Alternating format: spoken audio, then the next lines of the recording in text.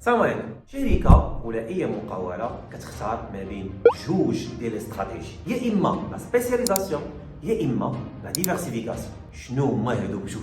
لا سبيسياليزاسيون كتختارها الشركه فاش كتبغي تكون مختصه في دومين واحد اولا في اكتيفيتي وحده، يقدر يكون كاع برودوي واحد. اما لا ديفيرسيفيكاسيون هنا الشركه كتكون مختصه بزاف ديال لي دومين، يعني كتبيع بزاف ديال المنتجات من بزاف ديال لي زاكتيفيتي.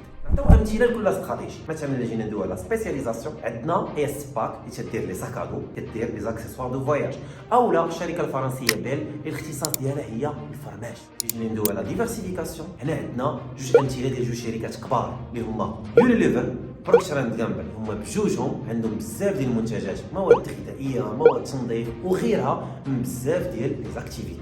لو شوا ديال هاد الاستراتيجي يجيش غير هكاك، يقدر موالين الشيء باغيين هما يكونوا سبيسياليزي في واحد الحاجه اولا باغيين يكونوا عندهم بزاف